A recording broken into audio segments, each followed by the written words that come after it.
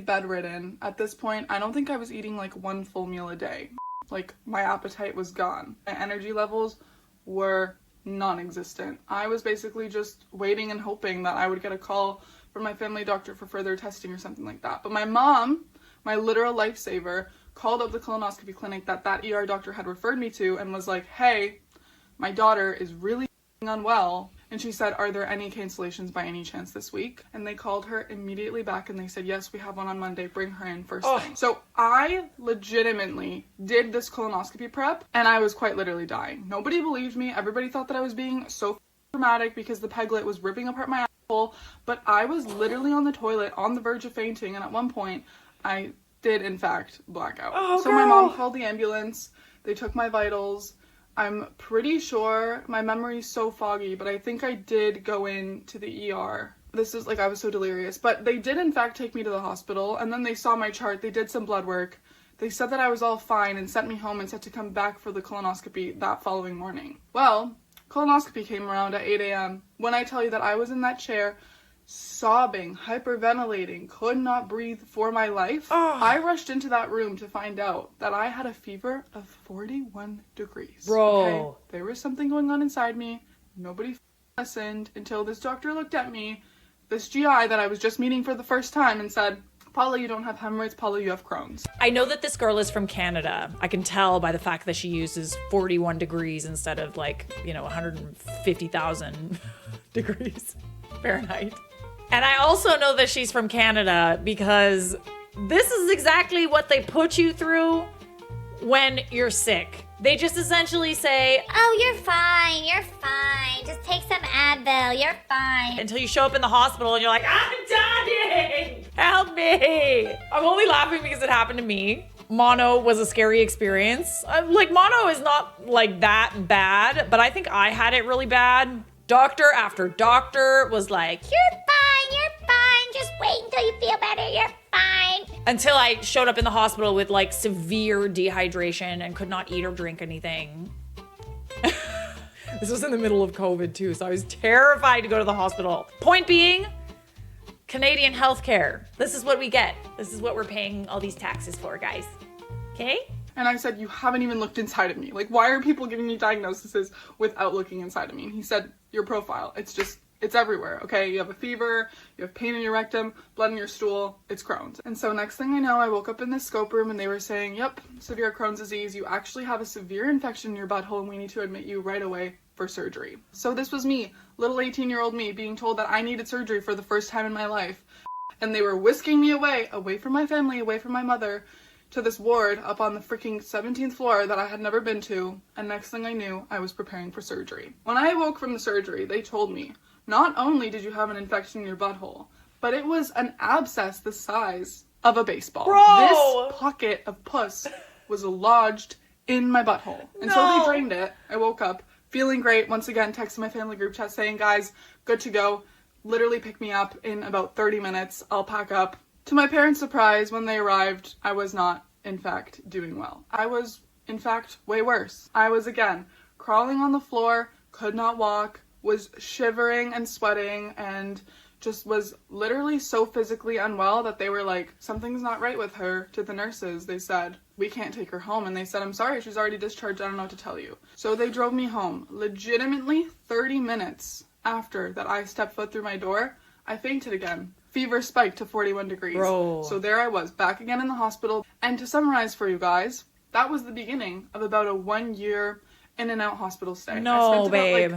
One night here and there at home, another night here and there at home, but the majority of the time I was in fact in the hospital and I was recovering from surgery after surgery. The reason that I kept on having to have these surgeries was because, well, turns out that I actually had tunnels going from my butthole to this pocket, that baseball that I said, that pocket of abscess, so that every time I would go number 2 through my bum, the bacteria would go through these tunnels, collect in that pocket, infection would form again, and then I would go septic. Girlfriend, that is one hell of a story. I will honestly never complain again. I will never complain again. I was complaining before I started filming this video, and now I feel bad about complaining. The reason I'm complaining is there's been yet another flood in my condo. But in the grand scheme of things, I would say my problems are not that bad.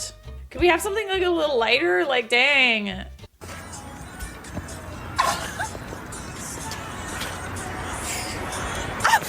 Oh no. Oh, it just kept getting worse. Oh, that's gone, babe. Oh, you're done. You're done. You're done.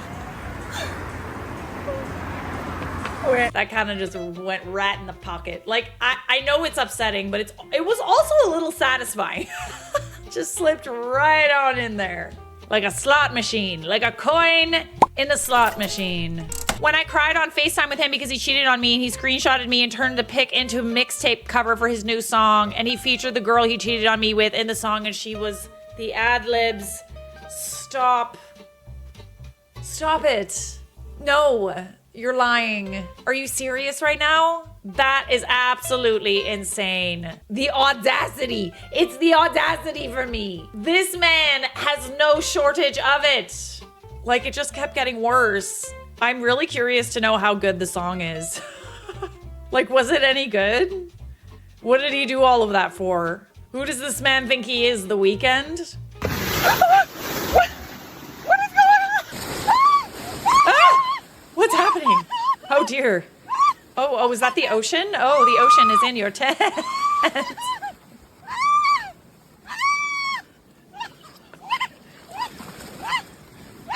Babes, get out of there. Get out of the tent. Don't just sit there.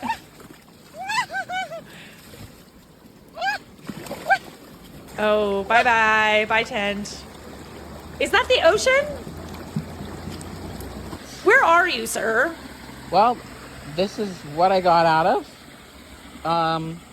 My entire campsite is flooded. If you see a sign that says low ground, do not pitch a tent here, floodplain, anything like that, I would listen to it because,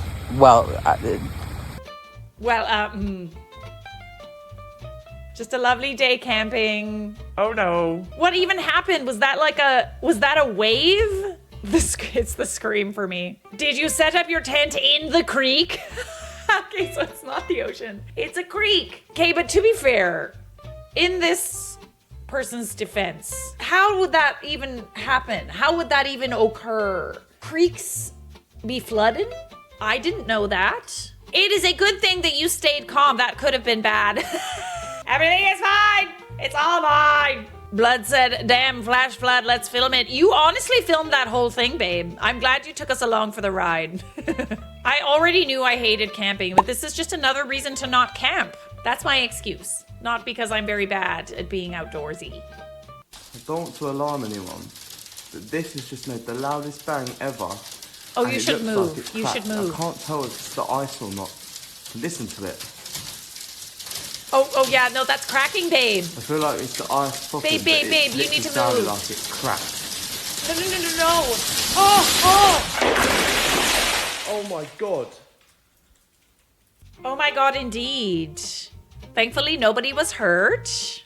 It looks like it's cracked. Yes, I would say that it is cracked. I would say it's a fair assumption that it's cracked. If you live in New York City and you drive an Audi and the last part of your license plate is Daddy, unfortunately, I just saw a hit and run of your car, of an Amazon truck, just like slam into your car and drive away.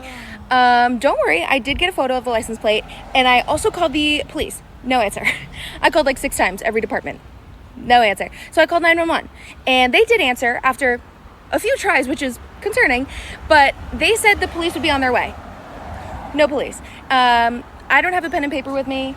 All I have is my phone and a 3-year-old girl, and it's too hot.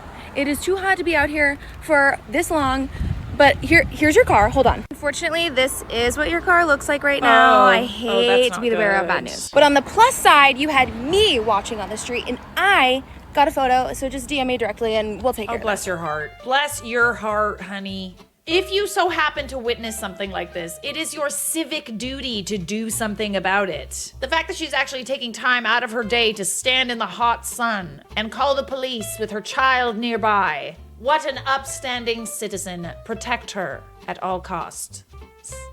It's kind of just like, if that happens to you, you're just like, hey, well, I guess this is my day now. I guess it is my day dealing with this. Not everybody will stick around to deal with it. Some people might just be like, Not my problem. But you, my dear, you stuck around. Good things will come to you. I make it so.